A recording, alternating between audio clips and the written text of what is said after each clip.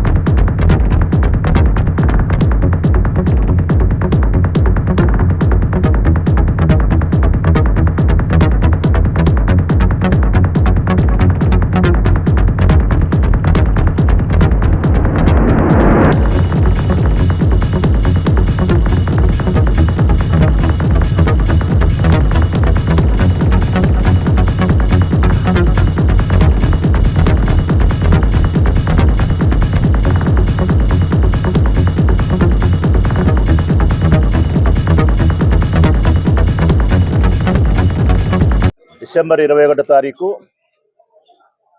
రాష్ట్ర వ్యాప్తంగా వైఎస్ఆర్ కాంగ్రెస్ పార్టీ అభిమానులకు, రాజశేఖర రెడ్డి కుటుంబ సభ్యులకు, అంతేకాదు ఈ రాష్ట్రంలోని బడుగు బలహీన నిరుపేద కుటుంబాలందరికీ కూడా ఇదొక పండగ దినం, ఇదొక పర్వదినంగా భావిస్తారు. కారణం, జననేత జగన్మోహన్ రెడ్డి జన్మించిన రోజు డిసెంబర్ 21. ప్రతి ఇంట్లోనూ వారి కుమారుడు జన్మిస్తే ఆ జన్మదినాన్ని ఎంత గొప్పగా జరుపుకుంటారో, రాష్ట్ర వ్యాప్తంగా దాదాపుగా అన్ని కుటుంబాలలో కూడా అటువంటి వాతావరణమే ఈరోజు రాష్ట్రంలో ఉంది.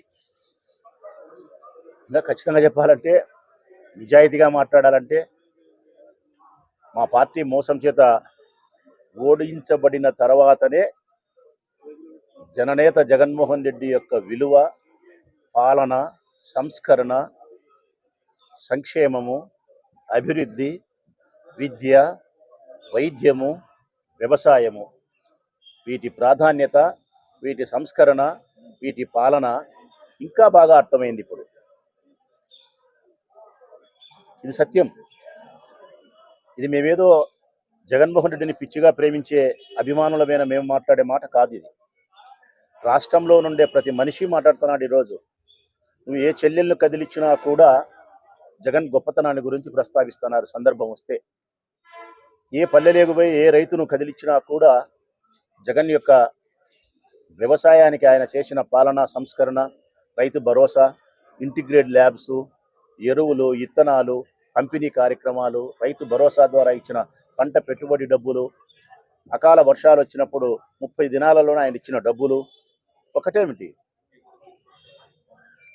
ఏ చిన్న పిల్లోని కదిలిచ్చినా కూడా ఈరోజు జగన్మామ ఎంత గొప్పవాడు, మా విద్య కోసం ఆయన ఎంత తాపత్రయపడినాడని చెప్పి అద్భుతంగా చెప్పగలిగిన పరిస్థితి.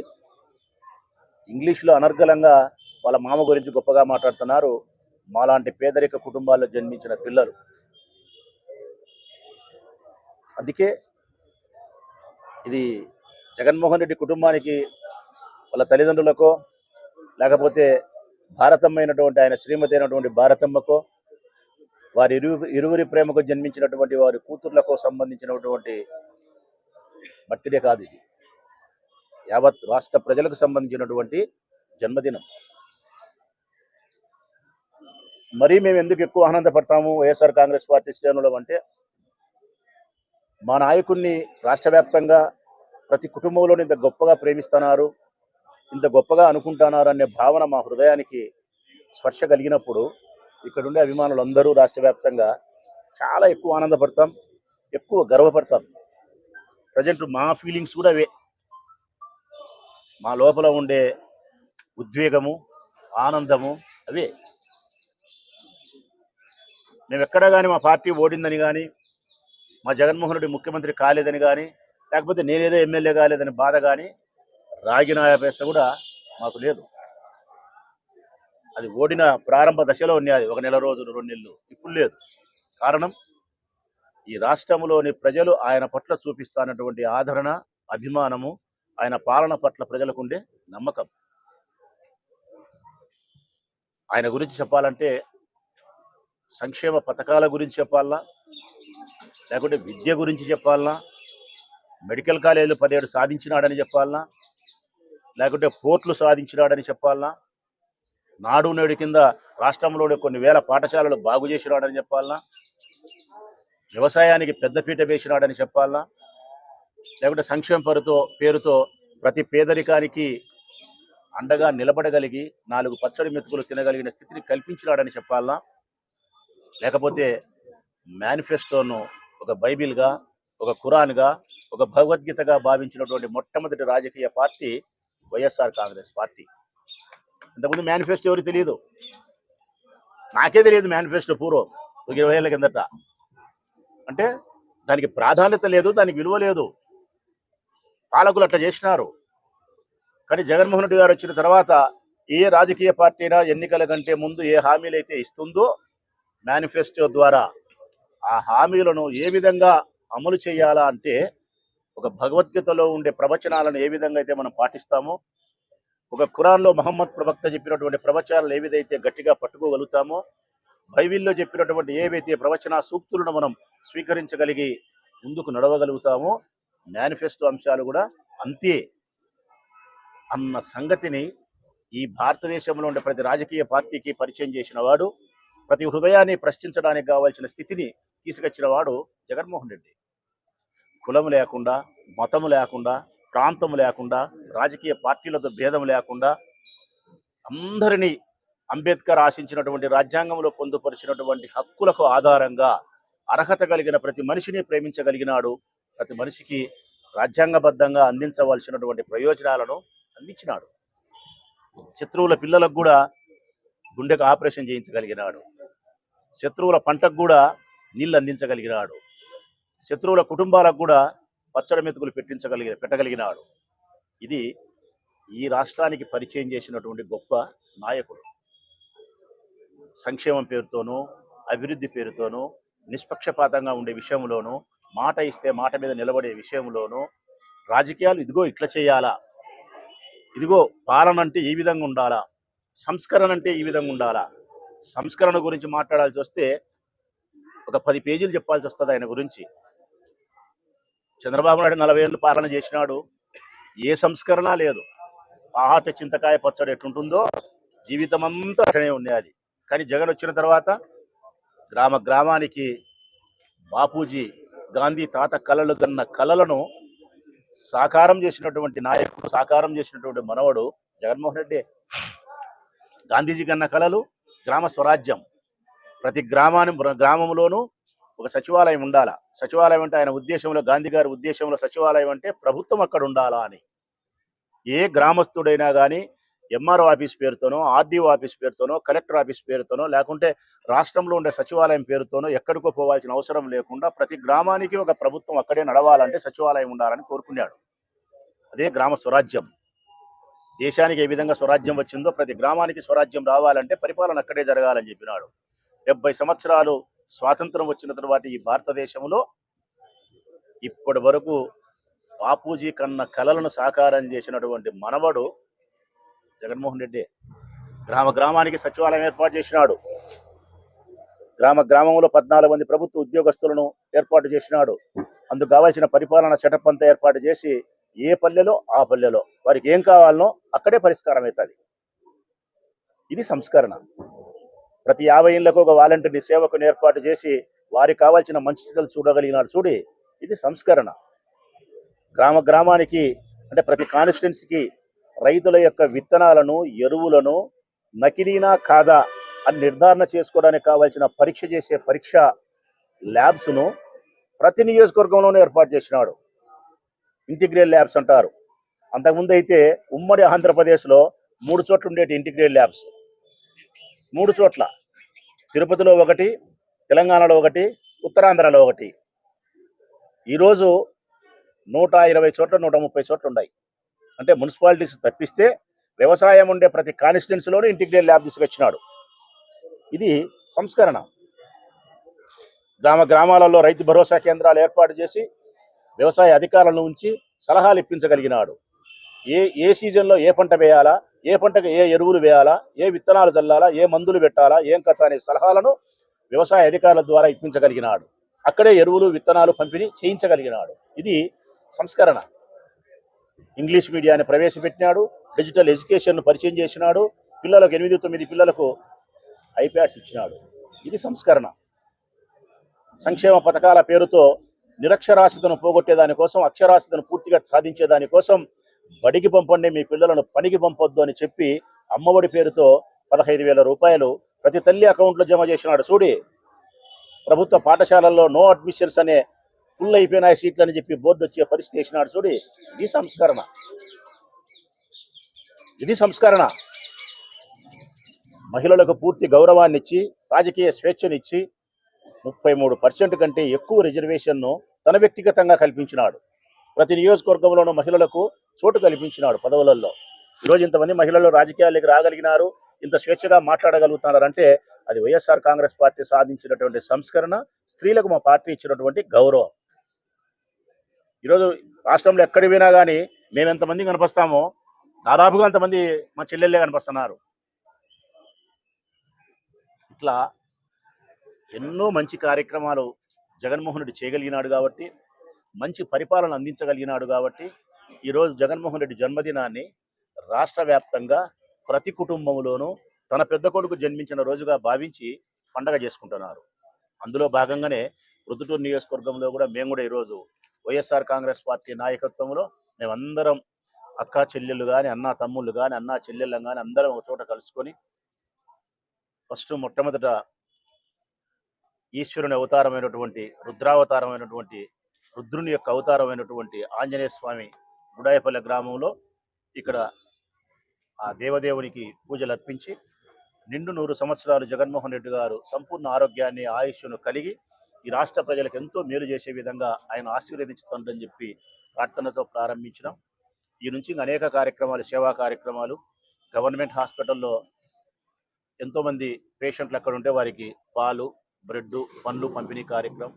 ఆ తర్వాత కొరపాడు గ్రామంలో రక్తదానాన్ని ఏర్పాటు చేయగలిగినాం. ఆ తర్వాత రామాపురం గ్రామంలో ఊరంతటికి భోజనాన్ని ఏర్పాటు చేసి మహిళలకు చీరల పంపిణీ కార్యక్రమాన్ని ఏర్పాటు చేసినాం. ఇంకా సాయంకాలం 3 గంటలకు కానపల్లె గ్రామంలో birthday cake, Jaganmohan Reddy cake cutting ఉంది. అక్కడ కార్యకర్తలతో సమావేశం ఉంది. 5 గంటలకు వైఎంఆర్ కాలనీ 5వ వార్డులో కూడా కార్యకర్తలతో కలిసి బర్త్డే వేడుకలు జరుపుకొని కార్యకర్తలతో సమావేశం ఉంది. ఇలా 8:30కు ప్రారంభమైనటువంటి ఈ జన్మదిన వేడుకలు సాయంకాలం 6-7 వరకు కొనసాగుతూనే ఉంటాయి. అది ఓ ప్రొద్దుటూరు నియోజకవర్గమే కాదు, 175 నియోజకవర్గాల్లోనూ. ఈరోజు ఇంకా ప్రొద్దుటూరులో ప్రత్యేకం ఏంటంటే అన్ని గ్రామాలలోనూ, అన్ని మున్సిపల్ వార్డులలోనూ జన్మదిన వేడుకలు చేస్తున్నాం. అంటే 41 మున్సిపల్ వార్డులలోనూ, 30 గ్రామ పంచాయతీలలోనూ, 30 గ్రామ పంచాయతీలలో పెద్ద పంచాయతీలు ఉండే చోట అనేక రకాలుగా యూనిట్లు చేసినాం. ఏ కాలనీకి ఆ కాలనీకి. అంటే 117 చోట్ల ఈ జన్మదిన వేడుకలు జరుగుతున్నాయి ప్రొద్దుటూరు కాన్స్టిట్యున్సీలో.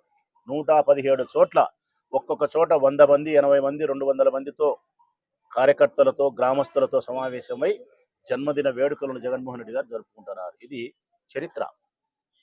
దేశ చరిత్రలోనే ఒక రాజకీయ పార్టీకి సంబంధించిన అధ్యక్షుని పట్ల నిజమైనటువంటి ప్రేమను కలిగి, నిజమైనటువంటి ఆయన జన్మదినాన్ని వేడుకగా, పండగ దినంగా భావించుకొని, ఇది ఏదో పార్టీ కార్యక్రమం కాబట్టి ఆదేశించింది కాబట్టి రావాలని అనుకుంటే, నేను ఎమ్మెల్యే అభ్యర్థిని కాబట్టి నాకు ఇష్టం ఉన్న ఇష్టం లేకపోయినా జగన్ కోసం వస్తా.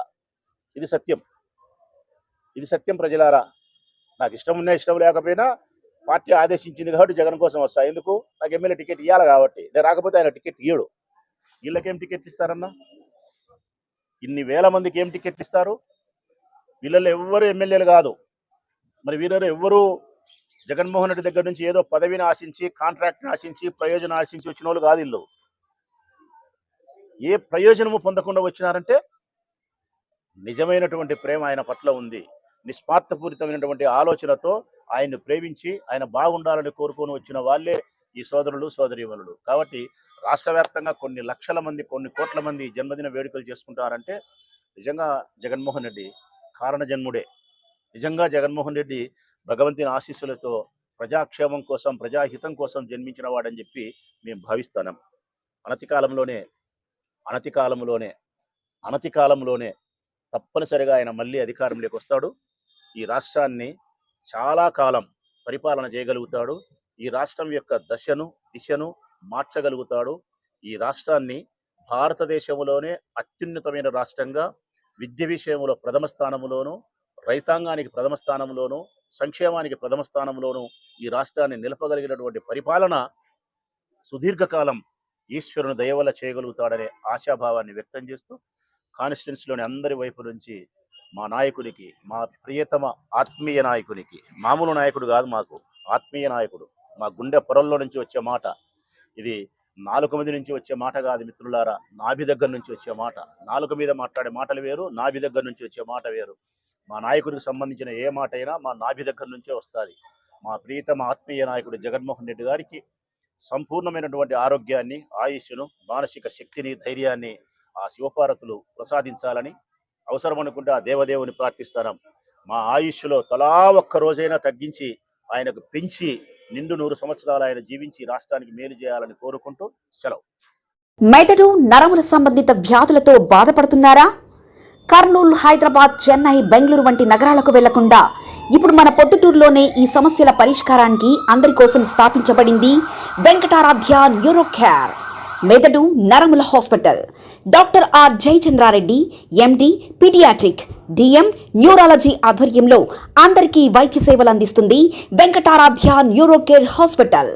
మా వద్ద లభించే వైద్య సేవలు పక్షవాతం, మూర్ఛ, ఫిట్స్, తలనొప్పి, మెడనొప్పి, మూతి వంకర, వణుకు, కంపవాతము, మతిమరుపు, నరాల బలహీనత, తిమ్మిర్లు, మంటలు, నడుము నొప్పి, కళ్ళు తిరగడం, కండరంల జబ్బులు, తూలినట్లు నడవడం వంటి వాటికి వైద్య సేవలు అందించబడును.